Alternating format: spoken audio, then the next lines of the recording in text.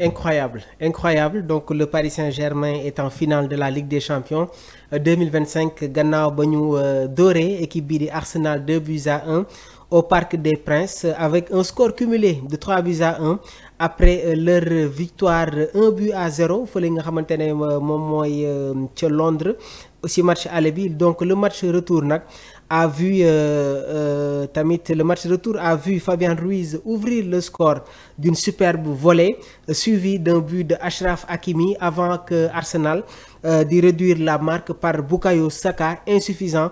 Donc le Paris Saint-Germain jot nañu résister jusqu'au bout pour assurer sa qualification. Donc Paris Saint-Germain dina jouer finale ak équipe bi di Inter. Cette finale qui se jouera le 31 mai à Munich. Donc finale bi nga xamante ne war nañ ko footballer fële ca Allemagne, plus précisément à Munich, opposera donc les Parisiens ak équipe bi di Inter de Milan. Mu nekk tamit une rencontre inédite entre les deux clubs. Mu nekk tamit la deuxième finale de Ligue des Champions de l'histoire du Paris Saint-Germain. Premier bi mi ngi remonté à 2020 où ils avaient perdu contre le Bayern de Munich. On se rappelle de cette finale, le Paris Saint-Germain qui s'était incliné sur le score de 1-0 face au Bayern de Munich. Et aussi ki nga xamante ne moom mooy Coman moom moo nekkoon le buteur dans cette rencontre. Donc le club parisien entraîné par Luis Enrique jamono ji nag cette saison réalisé nañu vraiment une saison quasi parfaite en Ligue 1 et en Ligue des Champions, renforcée notamment par l'arrivée, on n'en parle pas, mais le recrutement de Visca Kvaratskhelia et les performances décisives de Gianluigi Donnarumma ont été exceptionnelles. C'est des prestations yi nga xamante ne tey jii permettre nañu au Paris Saint-Germain ñu atteindre ce niveau de la compétition. On se rappelle vraiment des performances yi nga xamante ne Visca Kvaratskhelia mi ngi ko doon amal fële ca Napoli qui a été vainqueur de la Scudetto. On se rappelle sur tamit cette belle équipe napolitaine avec leur trio Kvaratskhelia, Politano, donc mu nekkoon ni tamit vraiment équipe bi nga xamante ne ils étaient très performants. Donc le Paris Saint-Germain a bien misé sur l'arrivée de l'attaquant géorgien. Waaye tamit on retrouve Gianluigi Donnarumma de l'AC Milan, un excellent gardien très jeune. Waaye tamit mu nekk gardien bi nga xamante ne am na expérience. Donc lu ñu leen mën a wax, cette qualification aussi day marquer un pas important dans la quête du premier titre européen du Paris Saint-Germain depuis l'arrivée des Qataris en 2011. Depuis l'arrivée des Qataris gis nañu des stars vraiment atterrir au niveau de la capitale parisienne.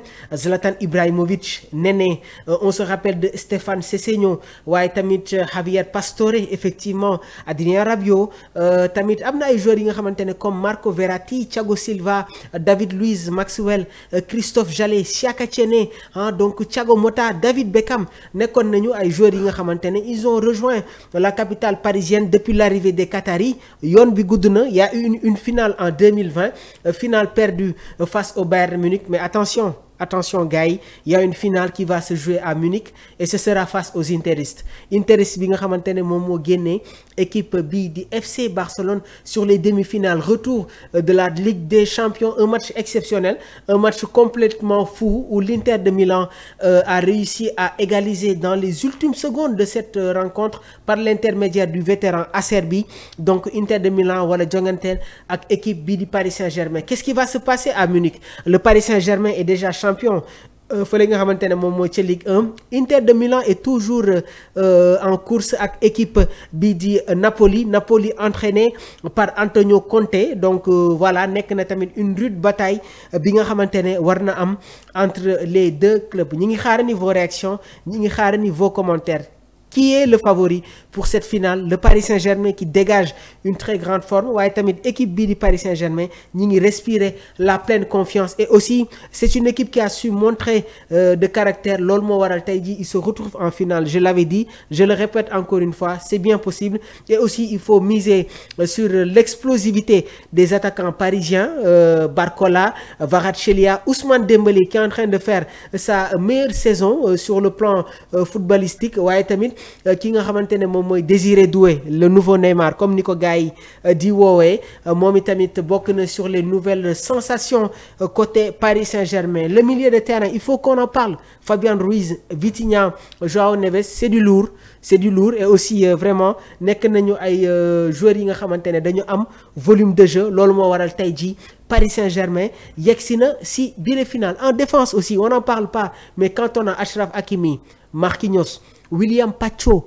en provenance de l'Eintracht Francfort qui devient aussi un pilier très important dans le dispositif de Luis Enrique sans pour autant oublier actuellement je le répète encore une fois Nuno Mendes fait partie des meilleurs arrière-gauche dans le football dans le monde du football. C'est la réalité et cela se confirme avec les prestations yi nga xamante ne mi ngi koy amal en Ligue 1 et surtout dans cette tournée européenne jërë ngeen jëf.